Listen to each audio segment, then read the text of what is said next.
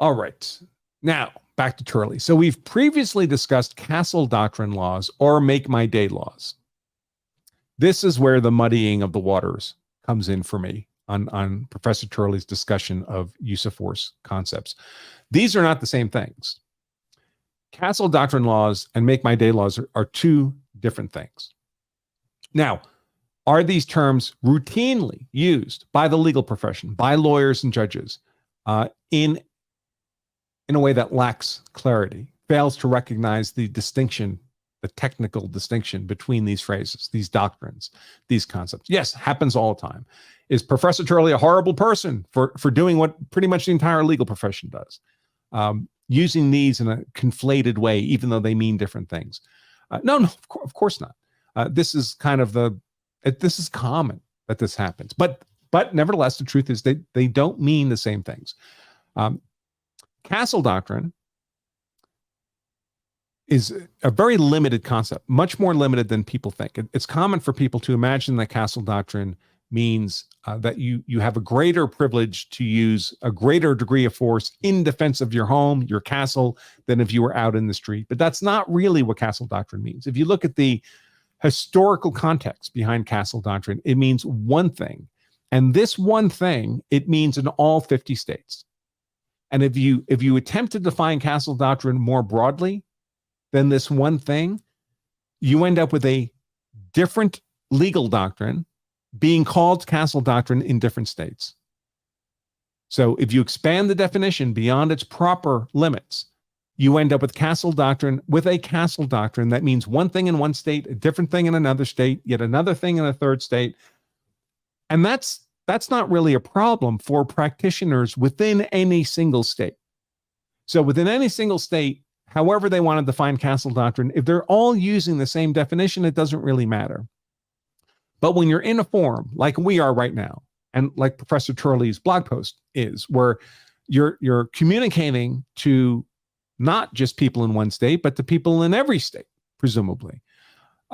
Then when you define castle doctrine too broadly, you're actually using a term of art that means a different thing in every single state. And that can only cause confusion. So the proper definition of castle doctrine, the historically sound definition of castle doctrine, it really derives from an age when there was a generalized legal duty to retreat before you could use deadly force in self-defense. Meaning, if you had a completely safe avenue of retreat, you had a legal duty to take advantage of that completely safe avenue of retreat before you could kill in self-defense. And this used to be the standard in the law, especially Old English common law. That's where this comes from. Because hundreds of years ago, firearms were not common. Certainly not commonly carried for self-defense. They were impractical for that purpose. So most weapons that were carried for practical self-defense were edged weapons, maybe blunt impact type weapons, cudgels, things like that. But they were all contact weapons. And if you can manage to create 30 feet of space between you and someone threatening you with a contact weapon, well, you're safe. Unless they try to close the distance, of course. But as long as you can create that distance, you're safe from their deadly force threat. Now, I'm setting aside projectile weapons, but people were not routinely carrying around bows and crossbows for personal protection. So in a world where if you can create 30 feet of space, you're safe and don't have to kill, it's a reasonable public policy to say, well, then if you can do that with complete safety, we'd rather not have you kill someone, especially in an age where, you lived in a kingdom and really the king owned everybody, right? You were a vassal to the king of one kind or another. Whatever your own status was, it was not the status of the king. It was something below the king. And the king didn't want his subjects just killing each other. That they were his. But all right, so that's the world, right? Edged weapons, impact weapons are the common weapons being used. If you can safely retreat, you're expected to do so. So there's a generalized legal duty to retreat before you can kill in self-defense. But there was always an exception to that rule. And the exception was the castle doctrine. And what the castle doctrine did was one thing. It relieved you of that otherwise existing generalized legal duty to retreat if you were defending yourself in your home. Out on the street, out in public, you had that legal duty to retreat. Everybody had it, if you could retreat with complete safety. But in your home, screw that. You don't have to back up if you're defending yourself in your home. That's the only definition of castle doctrine that's identical in all 50 states.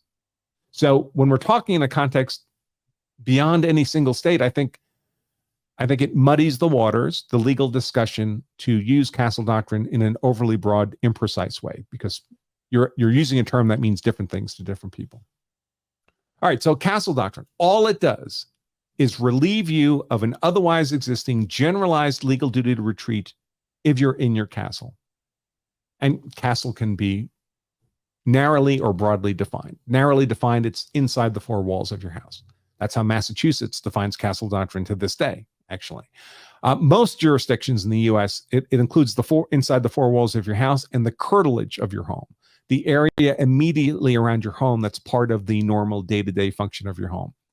Unfortunately, curtilage is essentially subjectively defined in every case. Some states will include some specific things. I think North Carolina, for example, explicitly includes your front porch and your back porch. But beyond that, you never really know if you're standing in your curtilage or not, because it's going to be defined by a judge, or it's going to be hopefully by a judge, or defined by a jury, whether they believe you were within your curtilage. So at the time you're acting in self-defense, you often have no idea if later it will be determined that you were in your curtilage or not.